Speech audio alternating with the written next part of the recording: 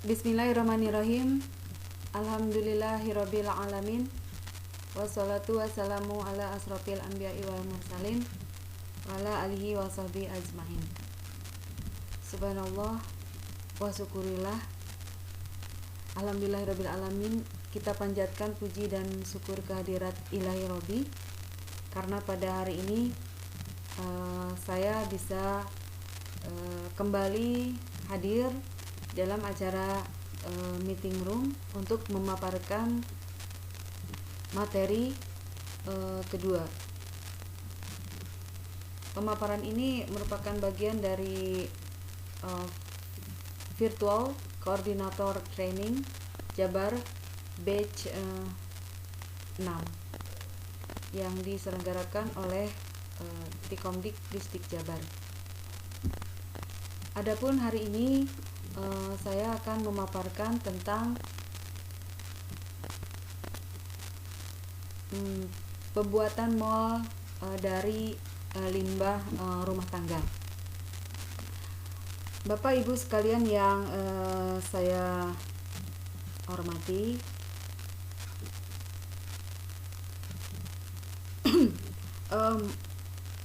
limbah merupakan bagian dari kehidupan kita sehari-hari.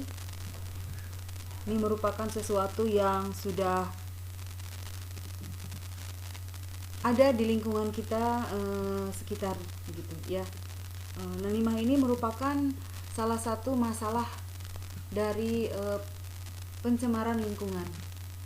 Kita tahu misalnya di daerah Kabupaten Bandung itu limbahnya sudah sangat memprihatinkan. Das Citarum contohnya, aliran Sungai Citarum itu dipenuhi oleh limbah yang menjadikan sungai tersebut tidak lagi menjadi sumber kehidupan bagi masyarakat di sekitarnya. Demikian juga limbah-limbah yang lain. Salah satu sumber limbah yang seringkali menjadi bagian dari masalah adalah limbah rumah tangga. Setiap rumah pasti akan menghasilkan limbah rumah tangga. Bayangkan dengan jumlah kepadatan penduduk Indonesia yang terus bertambah, maka sudah dipastikan bahwa limbah rumah tangga pun akan semakin bertambah.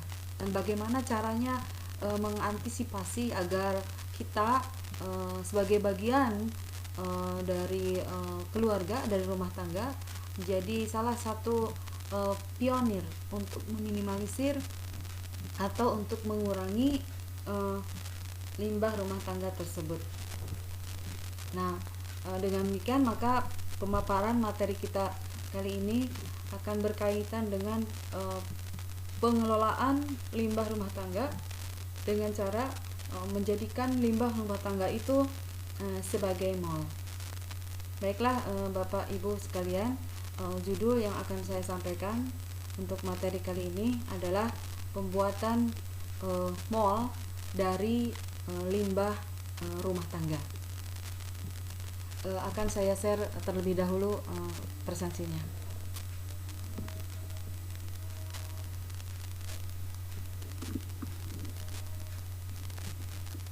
Sebentar.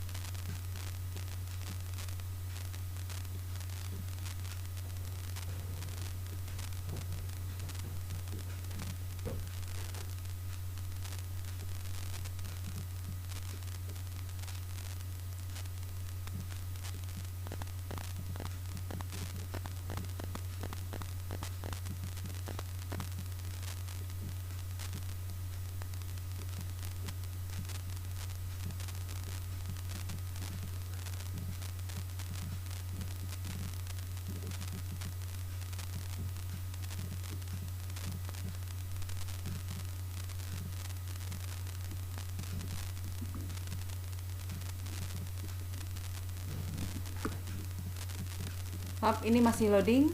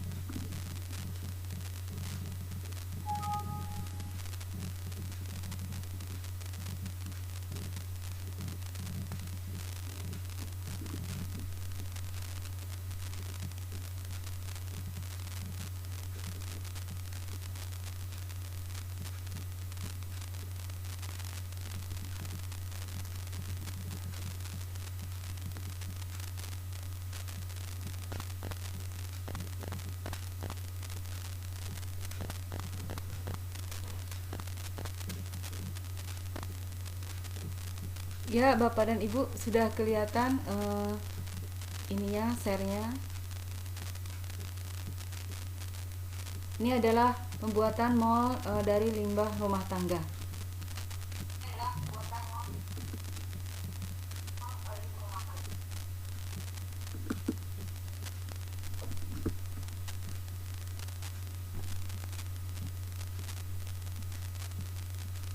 Sebentar.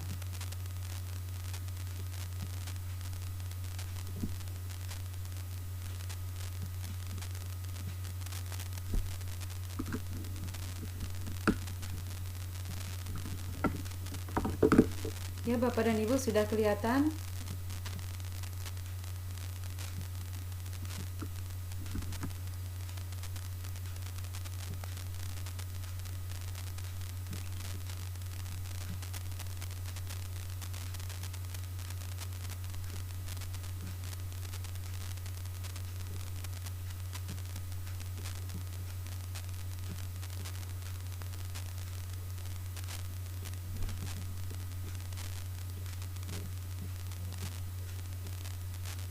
Ya, baiklah, saya akan menjelaskan tentang pembuatan mall dari limbah rumah tangga. Eh, Seperti yang tadi sudah saya katakan bahwa ternyata limbah itu yang salah satunya adalah limbah rumah tangga merupakan hal yang menjadi masalah buat kita bersama. Selain itu, masalah lain yang berkaitan dengan lingkungan hidup adalah penggunaan pupuk kimia. Nah, penggunaan pupuk kimia ini sering dilakukan dalam rangka budidaya tanaman yang dilakukan oleh para petani untuk meningkatkan produktivitas tanaman. Jadi petani berupaya dalam rangka meningkatkan produktivitas tanaman ini menggunakan pupuk kimia. Kenapa mereka menggunakan pupuk kimia? Karena pupuk kimia memang betul dapat menyediakan unsur hara yang diperlukan oleh tanaman secara cepat dan juga dalam jumlah yang tidak banyak. Jadi dengan jumlah sedikit bisa mempupuki atau bisa memberikan manfaat kepada tanaman tersebut. Tetapi sadar atau tidak sadar, ternyata penggunaan pupuk kimia ini yang dilakukan secara terus-menerus dan apalagi kalau tidak diimbangi dengan pupuk organik, ternyata berefek negatif, yaitu dapat menyebabkan kadar bahan organik tanah menurun. Kemudian juga selain itu struktur tanah rusak, dan yang paling penting adalah mengakibatkan terjadinya pencemaran lingkungan. Jadi ini adalah efek samping selain limbah rumah tangga, limbah produksi atau limbah industri banyak menjadi masalah buat kita, juga ditambah dengan penggunaan pupuk kimia yang terus-menerus sehingga menyebabkan kualitas tanah itu menurun. Nah, kalau kualitas tanah itu menurun, tentu hasil panen atau produksi yang dihasilkan dari tanaman yang menggunakan pupuk kimia itu juga akan menurun kualitasnya, gitu ya. Sehingga jika kita mengkonsumsi tanaman itu yang non organik tentu saja akan juga berakibat buruk bagi kesehatan. Apalagi jika konsumsi itu dilakukan secara terus-menerus begitu. Nah, oleh karena itu penggunaan pupuk kimia sebaiknya diselingi dengan pupuk organik. Bahkan kalau lebih baik sih sebenarnya ditambah dihilangkan saja pupuk kimia itu. Jadi kita menciptakan pupuk-pupuk organik yang bisa memiliki kualitas yang sama bahkan melebihi dari pupuk kimia. Nah, salah satu upaya bagaimana caranya agar kita minimal mengurangi penggunaan dari pupuk kimia itu adalah dengan membuat MOL.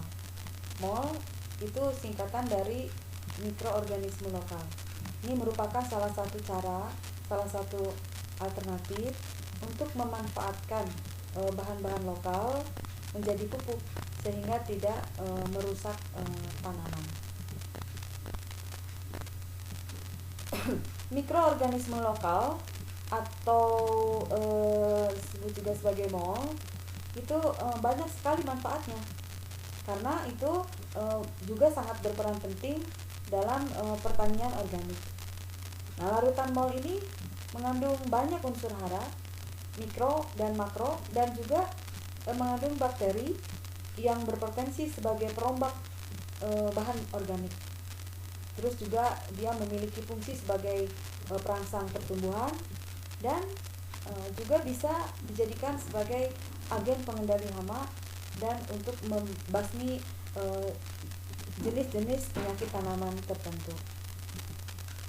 Jadi secara kesimpulannya nih, banyak sekali manfaat yang bisa diperoleh dari MOL ini. Nah, artinya MOL ini dapat digunakan sebagai dekomposer. Dekomposer itu pengurai bioaktivator ya, yang bisa mempercepat proses pengkomposan, karena kan kompos ini juga digunakan sebagai penyubur tanaman, sebagai pupuk juga, kemudian bisa digunakan juga sebagai pupuk hayati dan sebagai pestisida organik. Nah, ini merupakan beberapa alasan ya atau deskripsi umum mengapa MOL itu dijadikan sebagai salah satu alternatif untuk menjadikan tanaman kita menjadi lebih sehat gitu ya. Kita lanjutkan.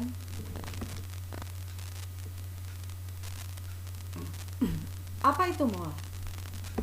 Apa itu MOL? MOL itu merupakan mikroorganisme lokal atau yang disingkat MOL, adalah larutan hasil fermentasi yang berbahan dasar unsur hara. Kemudian ada unsur hara mikro dan makro, dan juga mengandung bakteri yang berpotensi sebagai agen pengendali hama dan penyakit tanaman. Jadi unsur mikro itu di dalam tanah itu sangat penting. Dia merupakan sebuah organisme yang bisa menyuburkan tanah. Namun biasanya kalau kita bicara tentang makhluk hidup gitu ya, makhluk hidup itu kan ada manusia gitu ya, ada hewan, ada tumbuhan. Nah, makhluk hidup itu hanya dapat hidup dan berkembang biak pada lingkungan yang cocok, yang disebut dengan habitat. Contoh, kalau ikan kan habitatnya air, manusia kan di darat juga bisa, tapi kan manusia tidak bisa hidup di air secara alami ya. Jadi kalau manusia mau hidup di air, hidup di air atau habitatnya di air, berarti dia harus dibantu oleh alat begitu, dan tidak bisa selamanya. Nah, adapun yang disebut dengan organisme di dalam sebuah ekosistem, atau katakanlah makhluk hidup itu organisme juga ya, mempunyai fungsi dan tugas tertentu. Nah, hal ini dikenal dengan nisia. Oleh karena itu, komponen biotik ekosistem dapat dikelompokkan berdasarkan nisia. Jadi sebenarnya nisia ini menjadi klasifikasi begitu ya. klasifikasi makhluk hidup.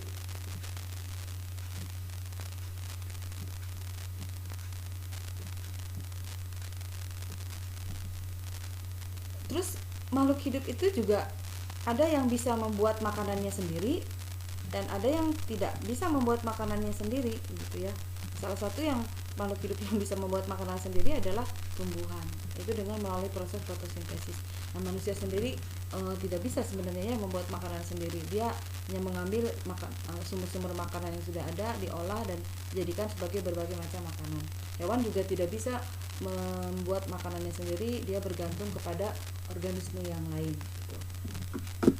Jadi itu yang disebut dengan mol. Kembali ke sini ya, tadi sebagai penjelasan tambahan saja bahwa mol adalah organisme lokal dan ini merupakan larutan dari hasil fermentasi yang berbahan dasar unsur hara, mikro, dan makro, dan juga mengandung bakteri yang berpotensi sebagai agen pengendali hama dan penyakit tanaman gitu. Ya, kita ke slide selanjutnya. Nah, bagaimana mol itu dibuat? Larutan mol itu dibuat sangat sederhana, yaitu dengan memanfaatkan limbah dari rumah tangga atau tanaman di sekitar lingkungan rumah kita maksudnya ya, seperti sisa-sisa sayuran, buah-buahan, kemudian sisa-sisa tanaman di kebun, seperti bonggol pisang, batang pepaya, jerami, gedebok pisang, sisa-sisa batang tumbuhan, padi, nasi, dan seterusnya begitu ya. Ya, kita tahu sendiri bahwa kalau kita misalnya punya kebun nih, dulu misalnya dulu saya punya kebun ya, dulu di kampung halaman, salah satunya adalah pohon pisang. Kalau di kampung pisang itu kan nggak usah beli ya, jadi bisa mengambil dari kebun, biasanya di belakang rumah atau di pinggir rumah. Nah, kalau pohon pisang itu kan kalau sudah berbuah, buahnya diambil, terus kemudian si batangnya itu atau si tumbuhan pisangnya itu kan tidak bisa berbuah lagi, jadi dia sekali panen gitu, udah gitu batangnya dibuang gitu ya, bonggolnya dibuang, tidak bisa tumbuh lagi. Jadi dengan begitu sayang kan kalau itu kan menjadi sampah gitu ya kalau memang tidak dimanfaatkan. Maka alangkah baiknya bonggol pisang ini dimanfaatkan sebagai mol. Buahnya kita makan dan itu juga bergizi, bernutrisi, dan bonggol pisangnya atau gedebok pisangnya juga bisa dimanfaatkan lagi untuk kita dibuat mol, dan manfaatnya untuk menyuburkan tanah kita atau menyuburkan kebun kita. Jadi tidak ada katakanlah limbah atau sampah yang tersisa gitu ya. Walaupun memang kalau bonggol pisang itu didiamkan itu akan membusuk sendiri, tetapi kan prosesnya lama gitu ya. Terus kalau diolah, diproses menjadi mol itu kan akan jauh lebih bermanfaat begitu ya, dari hanya sekedar si pisangnya atau batang pisangnya atau tumbuhan pisangnya diletakkan begitu saja gitu. Nah, jadi terus kemudian apalagi nih, bisa dari padi. Kita kalau misalnya ke tempat tukang tanaman, ke toko tanaman misalnya ya, itu kan suka ada jerami baik yang masih basah atau yang sudah dibakar, itu dijadikan sebagai media tanaman ya, karena memang itu bermanfaat begitu kan, itu organik alami. Jadi jerami, padi itu juga bisa digunakan untuk kemudian nasi. Nah, ini nasi kan pasti ada di rumah ya, karena kan makanan pokok orang Indonesia itu nasi. Nasi seringkali kan kalau kita makan adalah sisa itu tidak habis ya. Kemudian kadang suka apa ya istilah Sundanya mah beeuy gitu kan, suka beeuy. Nah, akhirnya tidak bisa dimakan gitu. Seringkali kalau kita tidak mau capek itu dibuang saja gitu ya. Padahal sebenarnya kita bisa membuat mol dari nasi ya, bahkan dengan cara yang sangat sederhana, tidak memerlukan bahan kecuali misalnya nasi dengan air lalu kita proses, itu akan sudah bisa menjadi pestisida. Nah, salah satu manfaat nasi itu untuk pestisida itu misalnya kan seringkali di tanaman kita itu, kalau di tanaman di depan rumah bunga atau daun gitu ya, suka ada kutu kebul namanya tuh. Kutu kebul yang putih-putih suka nempel gitu ya. Itu kan hama gitu ya. Nah, dengan mol nasi ini, kalau dengan hasil fermentasi nasi ini itu bisa meminimalisir atau katakanlah bisa mengurangi hama kutu kebul tersebut. Saya di rumah, di depan rumah itu sering banyak kutu kebul suka menempel di daun-daun yang membuat daun-daun itu menjadi tidak sehat gitu ya. Nah, jadi ini bagaimana mol itu dibuat, yaitu dengan cara memanfaatkan sisa-sisa sayuran, sisa-sisa buah-buahan yang ada di dapur kita, kulit-kulit buah, batang-batang sayur yang tidak kita gunakan, itu juga bisa menjadikan sumber untuk membuat mol. Kita lanjutkan. Nah, ini adalah komponen-komponen dari mol. Jadi kenapa mol ini bagus sekali buat tanaman, karena di dalamnya mengandung unsur-unsur gitu ya. Mengandung unsur-unsur. Yang pertama itu adalah karbohidrat. Karbohidrat itu bisa didapat atau diperoleh dari air cucian beras, nasi bekas, singkong, dan gandum begitu ya. Nah, kemudian glukosa. Glukosa itu cairan gula ya. Di mana ini glukosa bisa diperoleh dari gula merah, gula putih, air kelapa, dan nira gitu ya. Sumber bakteri itu adalah komponen mol yang ketiga, yaitu bisa diperoleh dari keong mas ya, kemudian dari pepaya, kemudian dari buah-buahan juga yang merupakan bahan mol, dari hewan dan lain-lain, kotoran hewan maksud saya. Nah, ini kan kita sudah tidak aneh lagi ya kalau kotoran hewan itu kan dijadikan sebagai pupuk ya, kotoran domba, terus kotoran sapi, bahkan urin sapi, urin domba pun bisa tuh dijadikan sebagai pupuk alami begitu ya, pupuk tidak, kalaupun misalnya tidak melalui pemrosesan, cukup dikeringkan, atau misalnya ada juga pupuk domba yang masih kotoran domba yang masih basah, itu bisa langsung begitu ya, bisa langsung ketika kita menanam, misalnya kalau saya menanam yang bagus, misalnya menanam pohon produktif seperti mangga misalnya di depan rumah atau di belakang rumah, itu kita gali dengan ukuran kedalaman tertentu. Nah, kita taburkan itu si pupuk atau si kotoran domba itu, kotoran sapi itu tapi jangan terlalu menyentuh akar gitu ya. Jadi nanti gitu tuh dikasih jarak dengan akar dengan tumbuhannya, dengan bibit si mangga atau katakanlah rambutan atau apa lagi, dan kemudian kita tanam gitu, dan itu alhamdulillah ya insya Allah itu akan sangat baik sekali untuk perkembangan pohon produktif tersebut. Nah, jadi kalau kita lihat karbohidrat, air cucian beras itu ada di kita ya, bahkan itu seringkali kan dibuang gitu ya, seringkali dibuang. Nasi bekas, seringkali memang ada sih ibu-ibu yang menjemur gitu ya, nasi bekas, dan itu juga bisa digunakan untuk makanan bebek gitu ya. Singkong juga kalau kita ngemil, sisa singkongnya suka dibuang gitu ya. Nah, alangkah baiknya jika sekarang itu tidak lagi dibuang tapi digunakan sebagai mol. Terus yang glukosa juga semua ada di dapur ini. Air kelapa juga kan, kita kalau membeli kelapa suka ada airnya. Nah, itu bisa digunakan selain untuk diminum, detoksisasi begitu ya.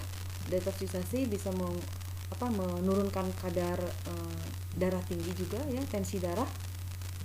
Itu juga sebagai pembersih pencernaan gitu ya. Nah, gula merah dan gula putih. Nah, ini adalah sumber bakteri. Itu bisa sumber bakteri yang nanti bisa memicu munculnya organisme-organisme gitu ya, organisme-organisme atau binatang pengurai katakanlah ya, mikroorganisme, maksud saya mikroorganisme yang sangat baik buat tanaman gitu ya. Nah, tadi kan disebutkan gitu ya, ada ada makhluk hidup makro dan mikro, dan ini yang ini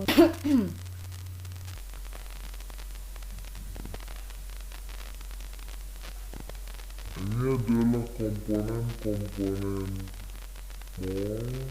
mol yang harus ada gitu ya di dalam mol agar mol ini bisa dimanfaatkan untuk pupuk hayati. Ya, kita lihat slide selanjutnya. Nah, kemudian keunggulan lokal. Keunggulan mall. Keunggulan mall. Ini belum muncul. Ini sudah muncul. Keunggulan mall. Apa saja nih keunggulan mall? Keunggulan mall itu nomor 1, dia pembuatannya murah. Pembuatannya murah serta aplikasinya mudah. Nah, saya sudah menjelaskan tadi, memaparkan bahwa ini menggunakan barang sisa. Kalau seingat saya sih tidak ada yang dibeli ya. Ya, memang sih gula putih dibeli gitu ya, tapi kan memang kalau kita tidak membuat mall pun kan tetap gula putih mah dibeli begitu ya. Walaupun sebenarnya sih kurang sehat juga, karena gula putih itu kan ada unsur refinasinya gitu ya, ada dalam pemrosesannya gitu ya.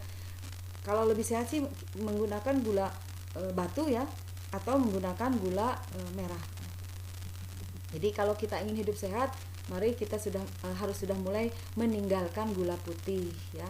Kita bisa ganti pemanis dengan pemanis yang alami seperti kurma gitu ya. Itu kurma bagus sekali untuk kesehatan, dan itu bisa dijadikan sebagai pemanis alami. Misalnya untuk pembuatan sayur kangkung pun gulanya bisa diganti dengan kurma. Jadi kurmanya bisa di blender atau dijadikan gula, dijadikan selai. Kita buat selai kurma. Nah, itu kalau kita masak sayuran, kita bisa menggunakan itu sebagai pemanis alami. Nah, jadi yang pertama nih, keunggulan mall itu adalah pembuatannya murah serta aplikasinya mudah. Nanti kita lihat bagaimana cara mengaplikasikan mall untuk pupuk hayati atau untuk pestisida. Yang kedua adalah memperkaya keanekaragaman biota tanah sehingga dapat memperbaiki kualitas tanah, serta mikroorganisme atau juga seperti cacing misalnya ya, atau bakteri-bakteri pengurai itu akan semakin sehat ekosistemnya, akan semakin lestari begitu ekosistemnya, karena memang ditumpu oleh kebutuhan makanan atau nutrisi yang cukup. Kemudian yang ketiganya adalah keunggulan mall sebagai produk yang mengandung unsur kompleks dan berguna bagi tanaman. Jadi unsurnya kan tidak satu, tadi ada unsur karbohidrat, kemudian ada unsur bakterinya gitu ya, dan seterusnya. Yang pasti nanti ada unsur hara yang bisa menyehatkan tanah atau yang memang dibutuhkan oleh tanah. Dan yang penting nih, keunggulan mall itu dia bisa mengatasi pencemaran limbah. Dia bisa mengatasi pencemaran limbah. Jadi minimal bisa mengurangi gitu. Ini betapa sangat banyak ya keunggulan mall ini yang bisa menjadikan hidup kita lebih sehat. Nah, slide selanjutnya adalah manfaat mall. Manfaat mall itu satu, dia sebagai dekomposer. Yang kedua, dia sebagai pupuk hayati. Yang ketiga, dia sebagai pestisida organik. Dan yang keempat adalah kesuburan tanah atau menyuburkan tanah. Apa itu dekomposer? Dekomposer itu adalah organisme yang menguraikan bahan organik menjadi anorganik untuk kemudian digunakan oleh produsen, gitu ya. Nah, dekomposer juga dapat disebut sebagai organisme detritivor atau pemakan bangkai. Nah, contoh organisme dekomposer adalah bakteri pembusuk dan jamur. Gitu ya, bakteri pembusuk dan jamur. Jadi nih kalau misalnya petani membutuhkan pupuk yang banyak terus kemudian membuat kompos. Kompos itu kan susah busuk begitu ya, bisa mencapai waktu 3 sampai 4 bulan. Tapi dengan MOL sebagai dekomposer atau juga istilahnya sebagai starter atau juga sebagai bioaktivator itu akan mempercepat pembusukan tanah. Maksud saya pembusukan kompos. Nah, sehingga si kompos itu akan cepat matang begitu ya. Berarti kan kalau cepat matang berarti cepat digunakan. Ini pupuk hayati, artinya ini pupuk organik gitu ya. Murni tidak ada efek samping. Jadi walaupun misalnya kita kelebihan komposisi atau kelebihan penggunaan, ya insya Allah tidak akan ada efek samping. Jadi ini tidak sama seperti pupuk kimia yang berefek samping kepada proses pertumbuhannya atau misalnya kepada kualitas buah atau kepada kualitas daun, tetapi atau kepada rasa misalnya. Jadi kalau misalnya pohon mangga diberi pupuk kimia yang secara berlebihan, memang buahnya banyak, tetapi mungkin dari segi rasa akan mengurangi kualitasnya. Tapi kalau untuk pupuk hayati, efek sampingnya hampir sama sekali tidak ada. Kemudian yang ketiga adalah pestisida organik. Nih, seperti yang tadi saya sudah katakan, ini bisa menjadi pembasmi serangga, gitu, pembasmi hama yang jenis-jenis tertentu. Tentunya tidak semua hama bisa dibasmi dengan MOL. Ini hama-hama tertentu saja, gitu ya. Seperti tikus misalnya, tikus juga kan hama. Terus kemudian belalang, itu kan juga akan sangat sulit dibasmi dengan MOL, gitu ya. Nah, yang keempat, manfaat MOL itu adalah kesuburan tanah. Nah, ini jelas bahwa penting sekali kita untuk mengembalikan ekosistem tanah, ekosistem yang ada di dalam tanah.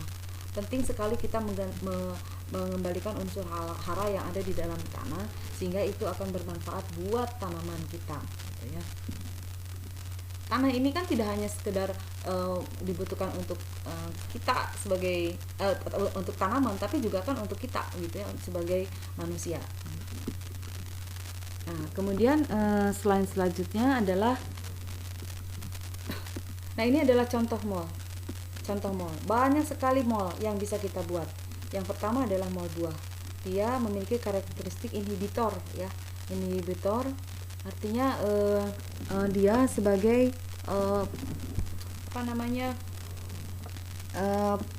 penghambat gitu ya. Dia sebagai penghambat pertumbuhan vegetatif. Jadi kalau kita ingin lebih mengembangkan buah, lebih mengembangkan daun, bunga apalagi gitu ya, maka unsur vegetatifnya kita hambat gitu ya. Jadi tunas-tunas akar-akar itu dihambat perkembangannya gitu, sehingga akan lebih mengacu kepada pertumbuhan bunga dan buah. Kemudian bagaimana nih cara penggunaan MOL buah?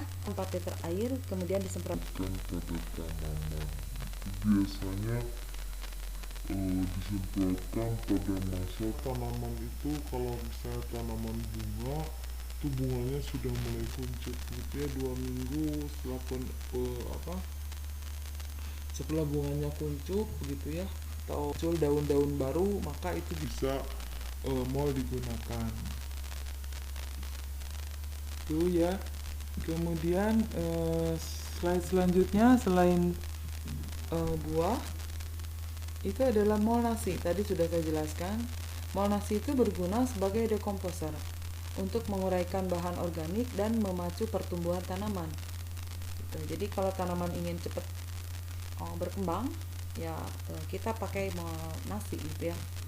Nah, cara penggunaannya juga hampir sama dengan tadi. Pokoknya pada dasarnya semua MOL hampir sama lah cara penggunaannya. Itu dengan menyaring MOL nasi, lalu melarutkan 1 liter MOL nasi ke dalam 5 liter air. Aduk rata dan semprotkan pada tanaman. Ini mudah sekali. Kemudian apa lagi? Selain MOL nasi juga ternyata ada MOL terasi.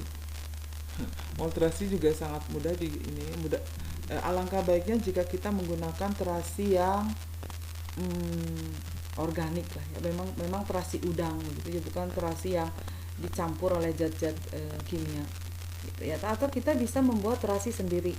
Ada ya caranya, kita bisa menggunakan udang kecil, atau bisa menggunakan udang yang dibusukkan terlebih dahulu, kemudian nanti dicampur dengan kalau mau ada sayurannya bisa dicampur dengan wortel gitu ya, tapi nanti adalah cara pembuatannya. Nah, mungkin di pemaparan selanjutnya atau di pertemuan selanjutnya. Malterasi ini dapat berperan sebagai bioaktivator, pengomposan, dan berfungsi sebagai perangsang pembuahan. Nah, terasi ini juga merupakan salah satu sumber mikroorganisme. Jadi artinya mikroorganisme itu bisa hidup di sini begitu ya. Ini merupakan salah satu habitat katakanlah ya mikroorganisme. Dan itu mikroorganisme yang menguntungkan. Tidak semua mikroorganisme itu menguntungkan tentunya ya. Seperti juga tidak semua bakteri itu menguntungkan. Ada juga bakteri-bakteri yang kemudian menghasilkan penyakit baik untuk tanaman, baik kepada manusia gitu atau kepada hewan. Nah, bagaimana cara penggunaannya? Sama ya, cara penggunaannya ya itu dengan melarutkan malterasi dengan 1 liter air. Ini adalah malterasi. Apalagi ya. Nah, sekarang kita masuk ke cara pembuatan. Cara membuat mol dari limbah rumah tangga. Ini adalah gambar limbahnya, kelihatan gambar limbah. Ini ada kulit pisang, Ada sisa jamur ya, ada jamur kancing ini ya. Kemudian ada sisa sayur-sayuran, batang-batang sayuran yang sudah tidak digunakan lagi. Bahannya nih, limbah sayur atau buah 1 kg. Ini komposisinya. Kalau mau lebih mau kurang itu silahkan dihitung sendiri. Kemudian air cucian beras 1 liter. Kemudian gula merah 1 sendok makan. Kemudian gula putih 1 ons. Bagaimana cara membuatnya? Campur limbah ini semua dicampur, ditumbuk Sampai bubuk begitu ya, sampai rata, sampai keluar airnya gitu ya. Kemudian larutkan gula dalam cucian beras gitu ya, yang tadi yang 1 kilo masukkan gula, kemudian diaduk-aduk sampai larut gulanya, dan kemudian masukkan limbah ke dalam larutan tersebut. Aduk-aduk kembali sampai rata, lalu masukkan ke dalam baskom atau ke dalam ember tertutup. Ini harus anaerob, jadi harus tertutup rapat. Semaksimal mungkin tidak boleh ada udara yang masuk gitu ya, atau tidak boleh ada kandungan udara. Jadi kalau baskom ya berarti ditutup rapat dengan plastik ya, atau kantong keresek lah atau apa. Yang penting kedap udara. Kemudian simpan selama 3-4 minggu. Nah, jangan lupa nih, ini yang penting nih. Buka tutup selama 2-5 menit setiap hari untuk membuang gas.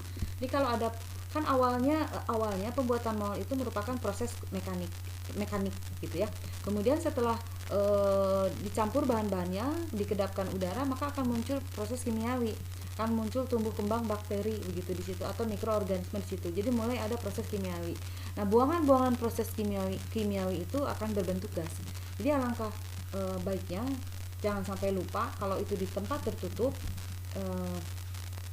itu dibuka begitu ya. Saya misalnya biasa membuat mol itu di tempat dari botol aqua bekas, itu setiap hari dibuka, itu akan muncul gas. Kalau pernah lupa misalnya seminggu tidak dibuka, itu ketika dibuka meledak gitu ya, hancur kemana-mana cairannya. Jadi itu hati-hati. Tapi ketika ada gas itu berarti ya proses mol sedang berlangsung, proses kimiawi itu sedang berlangsung. Kemudian setelah terfermentasi, saring mol ke dalam botol plastik yang bersih, dan kemudian mol siap digunakan gitu. Nah, indikasi dari keberhasilan mol itu sangat sederhana, yaitu ketika tercium bau wangi tape gitu. Jadi itulah ciri indikator bahwa mol itu berhasil. Tetapi untuk menguji mikroorganisme apa yang terkandung di dalam mol tentu tidak bisa kita lakukan karena harus ada alat ujinya ya. Nah, bisa kita datang ke lab uji ya di perguruan tinggi negeri atau yang ada jurusan kimianya, itu bisa. Saya sekolah tanah gitu. Dan itu menguntungkan tanaman. Jadi bisa ke lab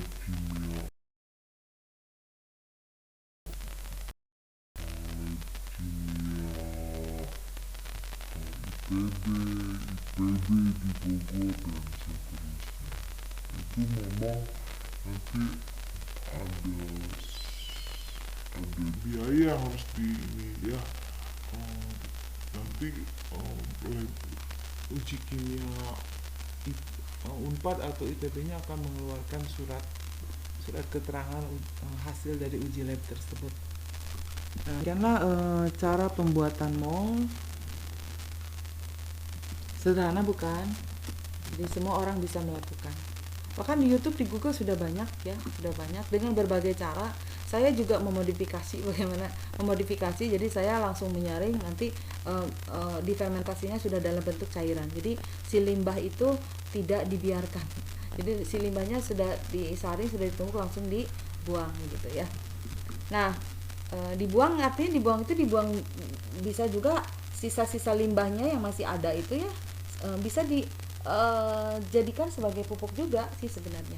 Jadi tidak ada limbah yang terlantar gitu ya, semua digunakan. Nah, bagaimana cara menggunakan mol? Cara menggunakan mol itu adalah jika digunakan untuk dekomposer, campurkan 1 liter mol dalam 5 liter air. Lalu tambahkan gula merah 1 ons, aduk hingga semua bahan larut, lalu semprotkan ke bahan kompos. Ini mudah. Jadi kalau kompos itu kan misalnya kalau kompos bikinnya di tong. Jadi biasanya kan berlapis-lapis gitu ya, karena kompos juga kan harus kedap udara. Atau bisa menggali tanah gitu ya, menggali tanah, dikompos selapis, nanti semprotkan mol, terus timbun lagi dengan lapisan kedua, semprotkan mol, itu akan lebih rata gitu ya. Atau bisa langsung dicampur gitu ya. Jadi kalau molnya kalau komposnya produksinya banyak ya berarti harus seperti itu ya, harus dilapis-lapis biar mudah gitu. Nah, jika digunakan untuk merangsang buah atau daun, hanya menggunakan 150 ml mol dicampur dengan air bersih 4 liter ya, atau 5 liter boleh, lalu semprotkan ketika tanaman mulai berbunga atau berbuah. Kapan nih cara penyemprotannya? Ya bisa sebulan sekali atau 2 minggu sekali gitu ya, tergantung dari kita lihat, kita amati saja tanamannya. Apabila menggunakan mol dengan menggunakan limbah rumah tangga ya. Baiklah, Bapak dan Ibu, itulah yang bisa saya sampaikan untuk momen ini. Atur nuhun kepada semuanya, semoga apa yang sampaikan bermanfaat. Save the earth, cintai dan jaga bumi kita, bumi tempat kita berpijak, bumi tempat kita beribadah, dan mengabdi kepada Allah Subhanahu wa taala. Billahi taufik wal hidayah. Wassalamualaikum warahmatullahi wabarakatuh.